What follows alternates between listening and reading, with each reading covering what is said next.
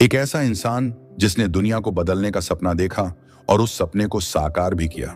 Tesla के बिना शायद आज हमारी जिंदगी इतनी आसान न होती। मोबाइल चार्ज करना, घर को रोशन करना या बड़े बड़े शॉपिंग मॉल्स में बिजली का इस्तेमाल करना, यह सब टेस्ला की वजह से ही मुमकिन हो पाया।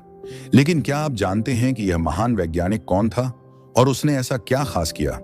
टेस्ला का नाम आते ही लोग कई कहानियां सुनाते हैं। कोई कहता है वह क्रेजी जीनियस था, तो कोई उसे पागल वैज्ञानिक कहता है। कुछ लोग उसे कबूतरों से प्यार करने वाला इंसान मानते हैं, तो कुछ कहते हैं कि वह एलियंस से बात करता था। लेकिन असलियत इससे कहीं ज्यादा दिलचस्प और प्रेरणादायक है। निकोला टेस्ला वह इंसान था जिसने बिजली को नई दिशा दी। उस समय जब लोग थॉमस एडिसन के डायरेक्ट करंट डीसी सिस्टम को इकलौता विकल्प मानते थे, टेस्ला ने एक ऐसा सिस्टम बनाया जिसने दुनिया को बदल कर रख दिया। Alternating current, AC. टेस्ला का यह इन्वेंशन सिर्फ एक तकनीक नहीं था, बल्कि यह एक क्रांति थी। उसने पहली बार यह साबित किया कि बिजली को दूर दराज के इलाकों तक पहुंचाया जा सकता है, और वह भी बिना किसी रुकावट के। एडिसन के डीसी सिस्टम में कई कमियां थीं। उसकी बिजली सिर्फ छोटे इलाकों तक सीमित रहती थी और बार बार फ्यूज हो जाया करती थी। वहीं टेस्ला ने अपने एसी सिस्टम से यह समस्या हमेशा के लिए हल कर दी। उसके रोटेटिंग मैग्नेट मैकेनिज्म ने बिजली के लगातार और स्मूथ फ्लो को संभव बनाया। यही नहीं, टेस्ला ने इलेक्ट्रिक पोस्ट और बड़े डिस्ट्रीब्यूशन सेंटर का कॉन्सेप्ट दिया, जिसे आज पूरी दुनिया फॉलो करती है। लेकिन टेस्ला का सफर सिर्फ यहीं खत्म नहीं होता। उसने अपनी जिंदगी में 300 से भी ज्यादा इन्वेंशंस किए। उसके आविष्कारों ने विज्ञान और तकनीक की दुनिया को नई ऊंचाइयों पर पहुंचाया। पर सवाल यह है कि वह इतना सब कैसे कर पाया? उसकी प्रेरणा क्या थी? उसके दिमाग में ऐसा क्या खास था जो उसे बाकी सबसे अलग बनाता था? यह किताब आपको टेस्ला की जिंदगी के हर पहलू से रूबरू कराएगी, उसके संघर्षों से, उसकी उपलब्धियों से और उसके अनसुने किस्सों से। दोस्तों, अगर आप हमारे चैनल के सब्सक्राइबर हैं, तो आपको पता ही होगा कि हम आपको कितनी अच्छी और बेहतर बुक समरीज देते हैं। फिलहाल हमारा चैनल थोड़ा डाउन चल रहा है, तो आपसे गुजारिश है कि इस ऑडियो बुक को सुनने के बाद इसे लाइक करें, शेयर करें और कमेंट में बताएं कि आपको क्या अच्छा लगा। चलिए, हम आपके साथी बनते हैं, आप हमारे साथी बने। तो चलिए अब शुरू करते हैं। निकोला टेस्ला का जन्म क्रोएशिया के स्मिलजान नामक छोटे से गांव में हुआ था। उनके परिवार का मुख्य पेशा खेती था। उनके पिता मिलुटिन गांव के चर्च के पादरी थे और उनकी मां जॉका परिवार की देखभाल और खेत के काम संभालती थी। टेस्ला का परिवार आर्थिक रूप से संपन्न था और उनके घर में कई नौकर चाकर और जानवर हुआ करते थे। निकोला 5 भाई बहनों में चौथे स्थान पर थे। उनके एक बड़े भाई डैन और 3 बहनें थीं। टेस्ला और उनके बड़े भाई डैन बचपन में बेहद शरारती थे। वे अक्सर गांव के छोटे तालाब में तैरने जाते और तरह तरह के छोटे छोटे आविष्कार करते। कभी जल चक्की बनाते तो कभी मछलियां पकड़ने के लिए फिश हुक्स और जाल तैयार करते। टेस्ला ने अपने बचपन में एक बिल्ली पाली थी जिसका नाम मकाक था। टेस्ला को मकाक से बहुत लगाव था और वे उसके साथ खेलते हुए घंटों बिताते। एक दिन उन्होंने देखा कि जब वे बिल्ली की पीठ पर हाथ फेर रहे थे तो उनकी हथेली पर हल्का सा चमकदार स्पार्क हुआ। उनके पिता ने बताया कि यह बिजली की वजह से हुआ है, ठीक वैसे ही जैसे आकाश में बिजली चमकती है। टेस्ला का बचपन खुशहाल था, लेकिन 7 साल की उम्र में उनकी जिंदगी में एक बड़ा हादसा हुआ। उनके बड़े भाई डैन की घोड़े से गिरकर मौत हो गई। इस घटना ने उनके पूरे परिवार को झकझोर कर रख दिया। डैन उनके माता पिता का सबसे प्यारा बेटा था और उसकी मौत से टेस्ला की मां बेहद दुखी हो गई। इस दुख के बीच टेस्ला को वह प्यार और ध्यान नहीं मिल पाया जो एक बच्चे को चाहिए। इस घटना का असर टेस्ला पर गहराई तक पड़ा और उन्होंने हमेशा महसूस किया कि उनके माता पिता उन्हें कम प्यार करते हैं। इसके बाद परिवार ने अपना फार्म छोड़कर गॉस्पिक शहर में बसने का फैसला किया, जहां उनके पिता को नौकरी मिली। यहीं पर टेस्ला की स्कूली शिक्षा शुरू हुई।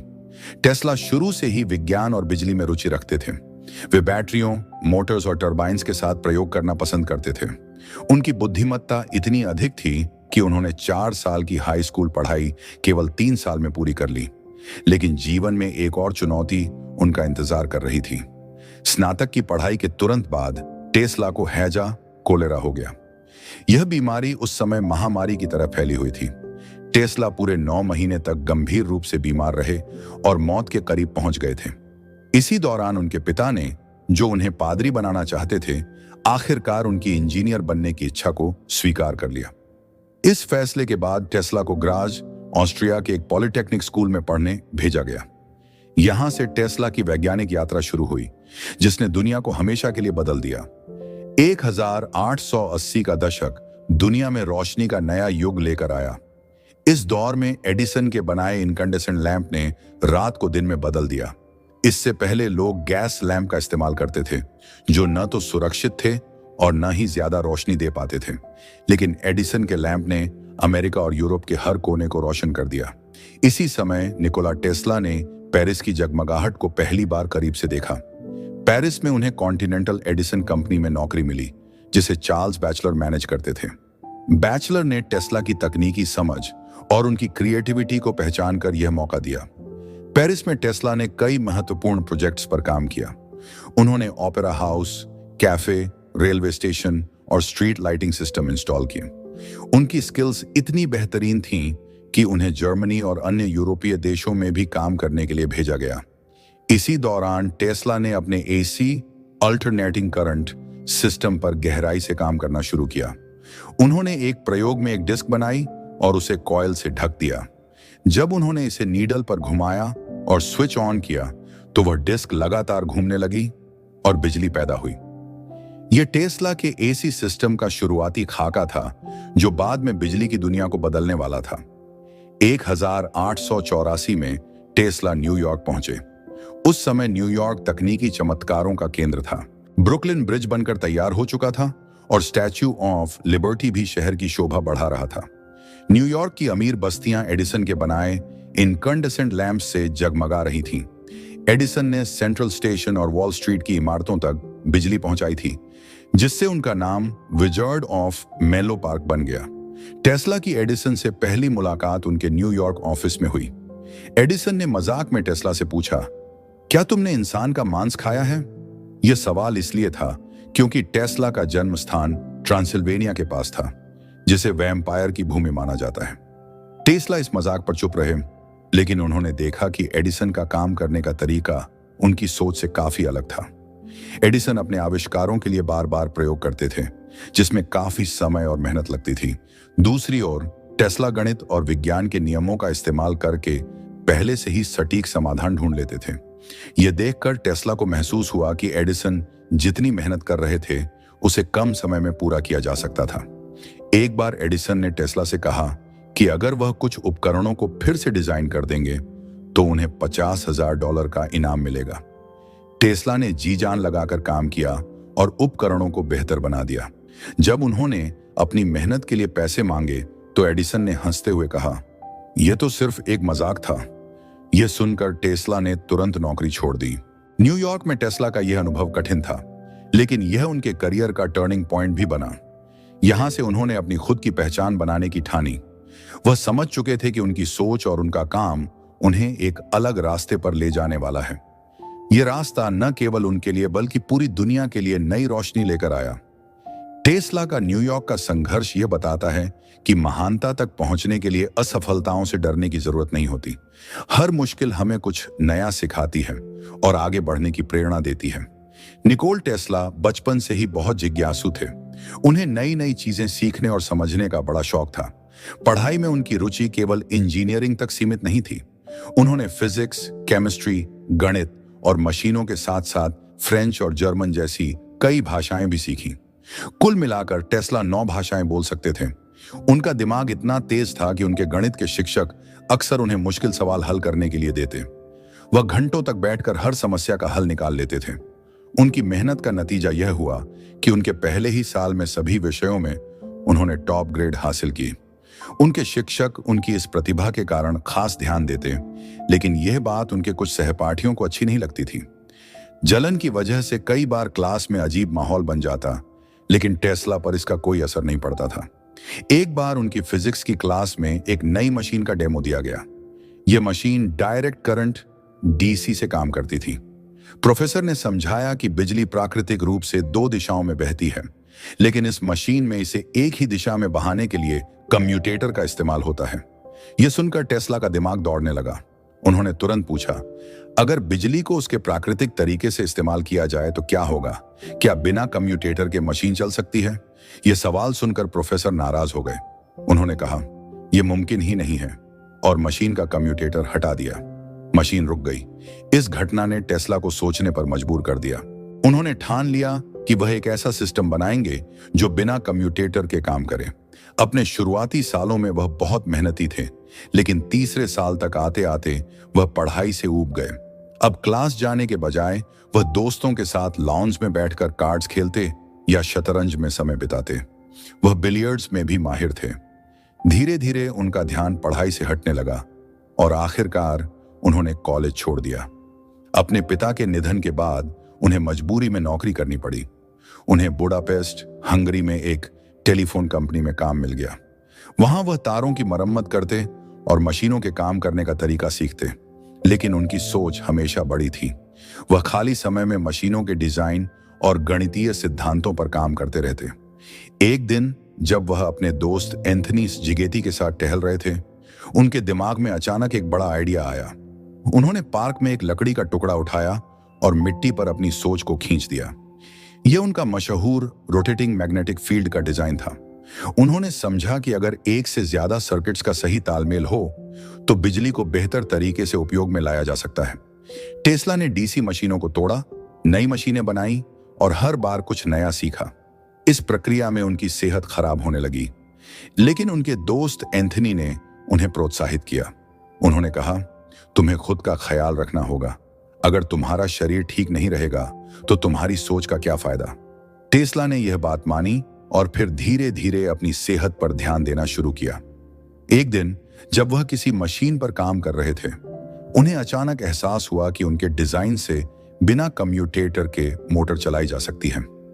यह आइडिया उनकी जिंदगी का सबसे बड़ा मोड़ था। उन्होंने अपने इस विचार को आगे बढ़ाया और धीरे धीरे अल्टरनेटिंग करंट एसी सिस्टम विकसित किया। कुछ समय बाद टेस्ला को पेरिस में एडिसन इलेक्ट्रिक कंपनी में नौकरी का ऑफर मिला। यह उनके लिए एक बड़ा मौका था। वहां उन्होंने अपने सपनों को और ऊंचाई दी और दुनिया को दिखा दिया कि अगर इंसान ठान ले तो कुछ भी असंभव नहीं है। टेस्ला की कहानी से क्या सीखें? एक जुनून जरूरी है। अगर आप किसी चीज के लिए जुनूनी हैं तो आप उसे हासिल कर सकते हैं। 2 असफलता से सीखें। टेस्ला ने कई बार असफलता का सामना किया, लेकिन उन्होंने हार नहीं मानी। 3 नया सोचने की हिम्मत करें। अगर आप दूसरों से अलग सोचते हैं तो आप दुनिया को बदल सकते हैं। 1991 में निकोल टेस्ला ने एक अद्भुत मशीन का आविष्कार किया, जिसे मैकेनिकल ऑसिलेटर कहा गया। यह मशीन कई तरह के काम कर सकती थी और इसकी सबसे खास बात यह थी कि यह बहुत ही स्थिर और लगातार बिजली पैदा करती थी। यह उपकरण लाखों वोल्ट की क्षमता से बिजली उत्पन्न कर सकता था और उसकी फ्रीक्वेंसी को आसानी से बदला जा सकता था। यह एक ऐसी खोज थी जिसने ऊर्जा उत्पादन के क्षेत्र में नई संभावनाओं के दरवाजे खोल दिए। उसी साल टेस्ला की मुलाकात ब्रिटिश वैज्ञानिक जे थॉमसन से हुई, जो इलेक्ट्रॉन्स की खोज के लिए मशहूर थे। दोनों की दोस्ती विज्ञान और तकनीक के क्षेत्र में एक नई शुरुआत लेकर आई। इस दौरान टेस्ला ने कई और चीजों का पेटेंट कराया, जैसे कि कंडेंसर, इलेक्ट्रिक मीटर और नई तरह की लाइटिंग तकनीक। टेस्ला को लंदन के इंस्टीट्यूट ऑफ इलेक्ट्रिकल इंजीनियर्स में भाषण देने के लिए आमंत्रित किया गया। उनके भाषण का शीर्षक था हाई वोल्टेज और हाई फ्रीक्वेंसी वाले करंट पर प्रयोग। यह लेक्चर बहुत ही खास था क्योंकि इसे सुनने के लिए कई बड़े वैज्ञानिक और प्रतिष्ठित लोग इकट्ठा हुए थे। टेस्ला ने इस दौरान समझाया कि अल्टरनेटिंग करंट क्यों इतना महत्वपूर्ण है। उन्होंने कहा, यह एक ऐसी ऊर्जा है जो मैकेनिकल, लाइट, हीट और केमिकल एनर्जी में परिवर्तित हो सकती है।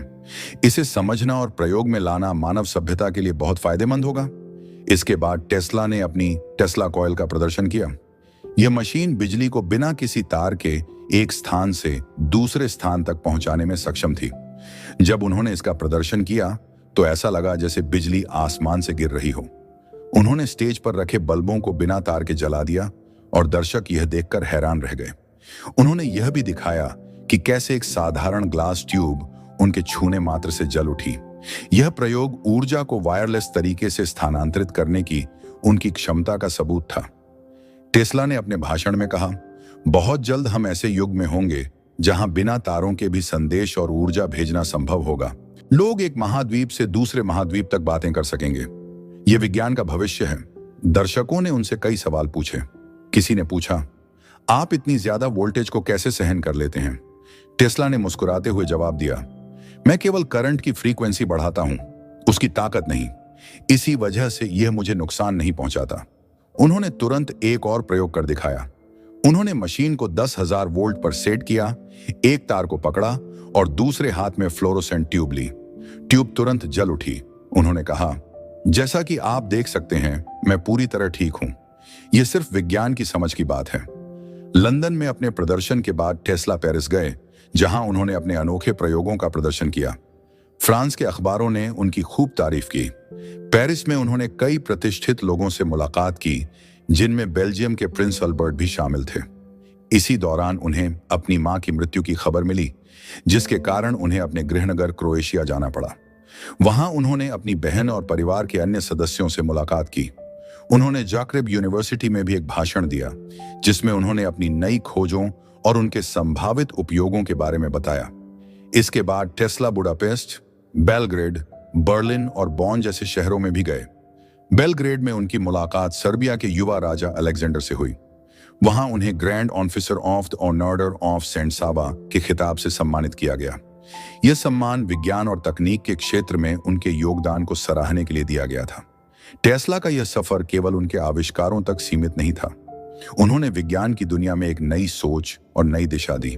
उनकी कहानी हमें सिखाती है कि अगर हमारे पास एक स्पष्ट उद्देश्य और मजबूत संकल्प हो, तो हम किसी भी बाधा को पार कर सकते हैं।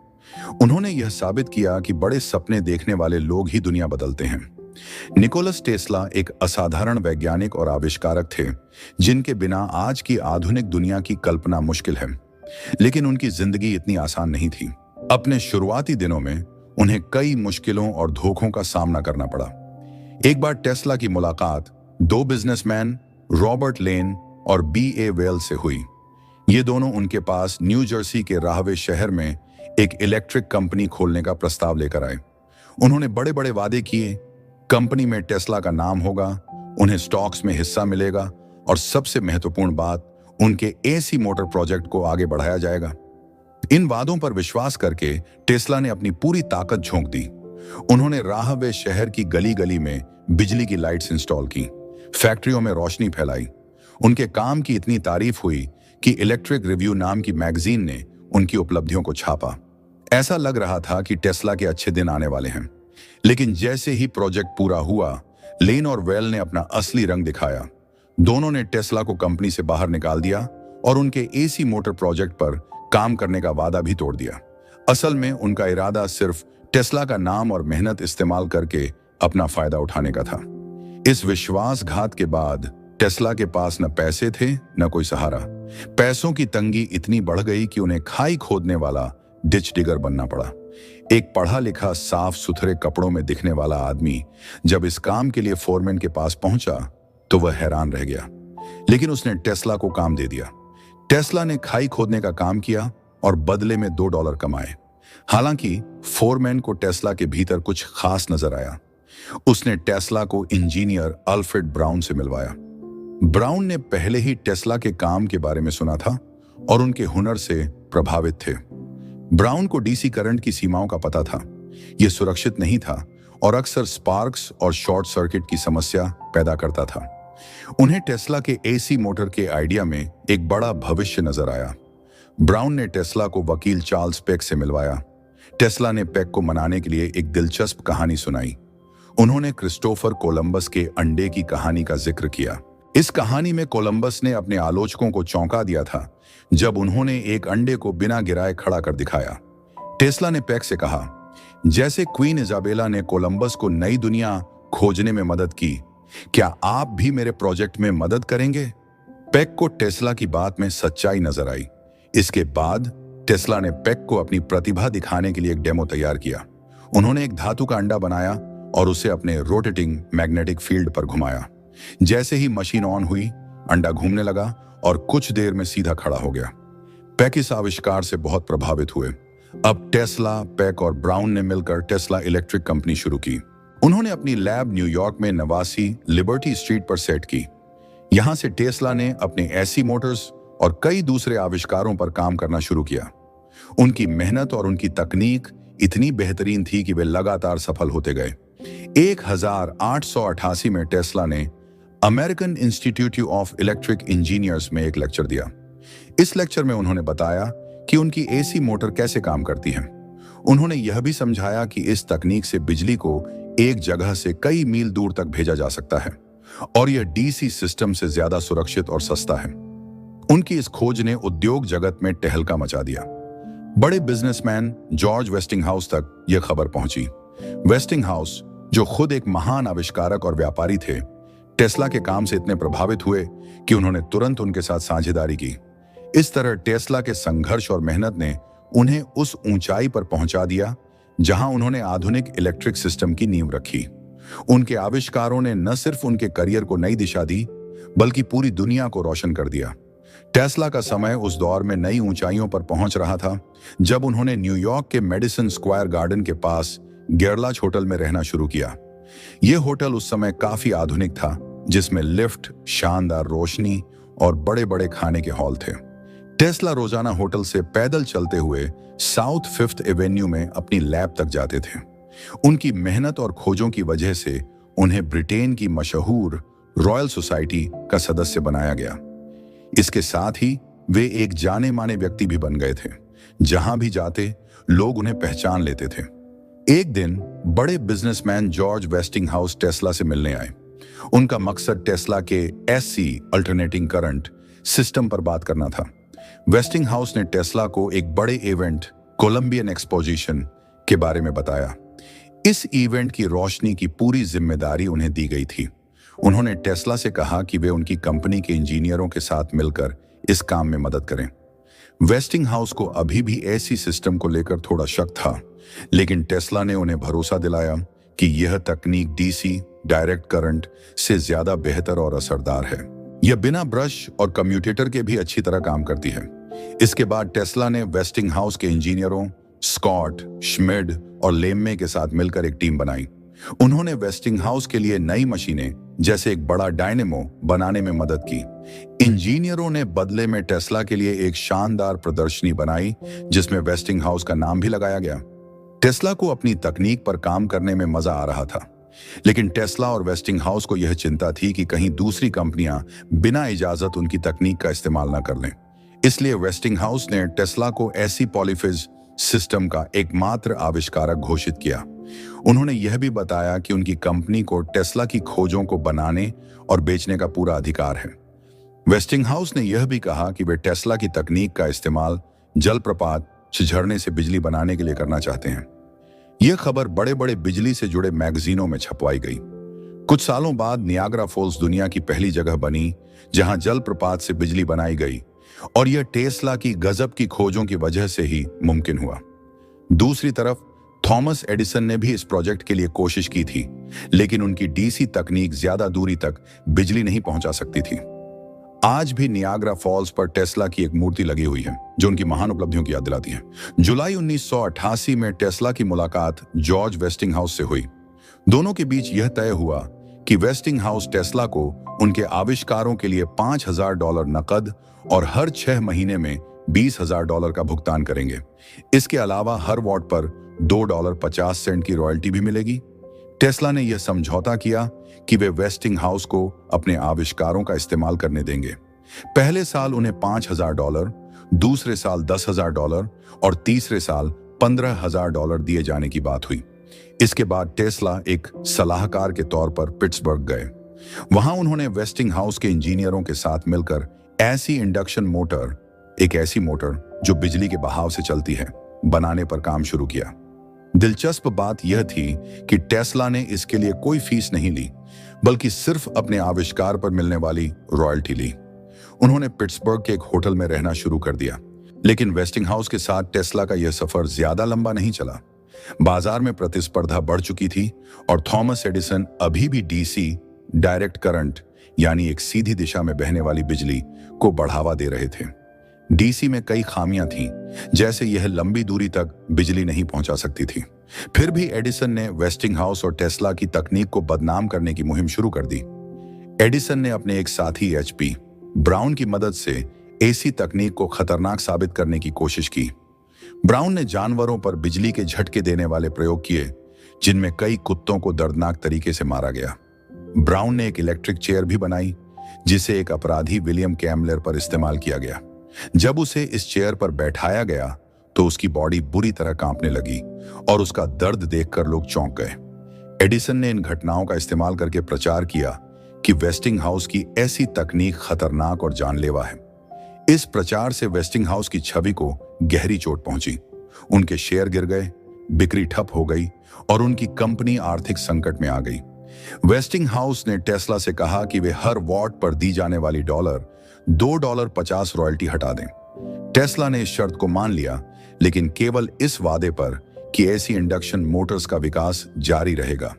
फिर भी कंपनी की हालत इतनी खराब हो चुकी थी कि वेस्टिंगहाउस को अपने प्रोजेक्ट रोकने पड़े। टेस्ला वापस न्यूयॉर्क लौट गए। वेस्टिंगहाउस के इंजीनियरों के साथ उनके मतभेद भी बढ़ गए, क्योंकि वे ऐसी सिस्टम को कम फ्रीक्वेंसी, कम बिजली की तीव्रता पर चलाने का सुझाव दे रहे थे, जो टेस्ला को सही नहीं लगा। पिट्सबर्ग में टेस्ला के पास चार्ल्स स्कॉट के अलावा कोई खास दोस्त नहीं बचा था। करीब 2 साल तक सब कुछ ठप रहा। इसके बाद वेस्टिंगहाउस के इंजीनियरों ने AC प्रोजेक्ट पर फिर से काम शुरू किया। इनमें से एक इंजीनियर बेंजामिन लम्मे थे, जो दावा करते थे कि कम फ्रीक्वेंसी का आइडिया उनका था। हालांकि सच यह था कि केवल टेस्ला ने ही AC इंडक्शन मोटर्स को सही तरीके से विकसित किया था। यूरोप और अमेरिका के कई इंजीनियर टेस्ला के मैकेनिज्म, तरीके की नकल करने की कोशिश कर रहे थे, लेकिन असली सफलता सिर्फ टेस्ला को मिली। उनके आविष्कार ने बिजली के क्षेत्र में क्रांति ला दी, जिसे आज भी याद किया जाता है। 1999 में टेस्ला की जिंदगी में नए और रोमांचक बदलाव आने वाले थे। इस साल उन्होंने न्यूयॉर्क में अपनी नई लैब बनाई। यह लैब वेस्ट ब्रॉडवे में एक 6 मंजिला इमारत के चौथे फ्लोर पर थी। रहने के लिए उन्होंने शहर के एक मशहूर होटल एस्टर होटल को अपना नया ठिकाना बनाया। अब तक टेस्ला को एक महान आविष्कारक के रूप में पहचाना जाने लगा था। वे न्यूयॉर्क की प्रतिष्ठित, जानी मानी, ऊंची सोसाइटी का हिस्सा बन चुके थे और सर्बिया और क्रोएशिया जैसे अपने गृह देशों में भी काफी प्रसिद्ध हो गए थे। उनके देश के लोग उन पर गर्व महसूस करते थे। टेस्ला अक्सर अपनी बहनों और रिश्तेदारों को यूरोप में चिट्ठियां लिखते और पैसे भी भेजते थे। पिट्सबर्ग से लौटने के बाद टेस्ला ने कई नए प्रोजेक्ट्स, योजनाओं पर काम किया। उन्होंने बिजली और रोशनी के बारे में गहराई से पढ़ाई की। उन्होंने ऐसी मशीनें बनाई जो डायरेक्ट करंट DC को अल्टरनेटिंग करंट AC में और AC को DC में बदल सकती थी। इसके अलावा उन्होंने ज्यादा ताकतवर करंट और हाई वोल्टेज, उच्च बिजली बनाने वाले उपकरण भी तैयार किए। सबसे खास बात यह थी कि टेस्ला ने बिना तारों के संदेश भेजने, वायरलेस कम्युनिकेशन के विचार पर काम शुरू किया। यह उनकी दूरदर्शिता और विज्ञान में गहरी रुचि को दिखाता था। टेस्ला का काम करने का तरीका भी अलग था। वे अक्सर देर रात तक काम करना पसंद करते थे, क्योंकि उस समय उन्हें कोई रुकावट नहीं होती थी। वे होटल केवल नहाने और जरूरी बैठकों में शामिल होने के लिए जाते थे। बाकी समय वे पूरी तरह अपने काम में लगे रहते। उनके साथी पैक और ब्राउन उनके लिए लिबर्टी स्ट्रीट की लैब में मौजूद रहते थे। हालांकि टेस्ला को अकेले काम करना ज्यादा अच्छा लगता था, लेकिन कभी-कभी वे अपने 2 सहायक इंजीनियरों से मदद ले लेते थे। 1990 में टेस्ला को American institute of electrical engineers का उपाध्यक्ष चुना गया। उनकी यह उपलब्धि उनके काम और सम्मान को दिखाती थी। इस दौरान उनकी तस्वीर और नाम इलेक्ट्रिकल वर्ल्ड मैगजीन जैसे बड़े प्रकाशनों में छपा। टेस्ला का दायरा सिर्फ वैज्ञानिक लोगों तक सीमित नहीं था। वे कई अन्य बुद्धिजीवियों और कलाकारों से भी दोस्ती रखते थे। यह बताता है कि वे सिर्फ एक वैज्ञानिक नहीं थे, बल्कि हर क्षेत्र में प्रेरणा देने वाले एक महान व्यक्ति थे। निकोला टेस्ला की कहानी संघर्ष और प्रेरणा से भरी हुई है। वह एक ऐसे वैज्ञानिक थे जिन्होंने बिजली और वायरलेस तकनीक की दुनिया में नई क्रांति ला दी, लेकिन उनकी सफलता के पीछे का सफर बहुत कठिन था। टेस्ला का सबसे बड़ा सपना था पूरी दुनिया को बिना तार के एक दूसरे से जोड़ना, लेकिन इस सपने को पूरा करने के दौरान उन्हें कई मुश्किलों और धोखों का सामना करना पड़ा। साल 1899 में एक युवा वैज्ञानिक गुग्लियल्मो मार्कोनी ने अटलांटिक महासागर के पार पहला सिग्नल भेजकर तहलका मचा दिया। उन्होंने मोर्स कोड में एस अक्षर को एक डिवाइस से दूसरी जगह तक ट्रांसमिट कर दिया। इस कामयाबी ने पूरी दुनिया का ध्यान खींच लिया। यह टेस्ला के लिए बड़ा झटका था, क्योंकि वह कई सालों से इसी तकनीक पर काम कर रहे थे। टेस्ला ने इसे अपनी हार मानने के बजाय एक चुनौती के रूप में लिया। उन्होंने ठान लिया कि वह न केवल अटलांटिक महासागर के पार बल्कि पूरी दुनिया में वायरलेस कम्युनिकेशन को लाएंगे। इस सपने को पूरा करने के लिए उन्होंने मशहूर बैंकर जेपी मॉर्गन का साथ लिया। मॉर्गन की मदद से उन्होंने लॉन्ग आइलैंड में एक विशाल वार्डनक्लिफ टावर बनाया। यह टावर आधुनिक जमाने के मोबाइल टावर जैसा था। टेस्ला ने इस प्रोजेक्ट में अपना सब कुछ झोंक दिया, लेकिन किस्मत उनके साथ नहीं थी। इस बीच मार्कोनी ने अपनी तकनीक को और बेहतर बना लिया और उनकी कामयाबी का डंका पूरी दुनिया में बजने लगा। मार्कोनी की इस सफलता से टेस्ला को आर्थिक झटका लगा, क्योंकि जेपी मॉर्गन ने भी उनका साथ छोड़ दिया। टेस्ला का सपना अधूरा रह गया और उनकी आर्थिक हालत खराब होती चली गई।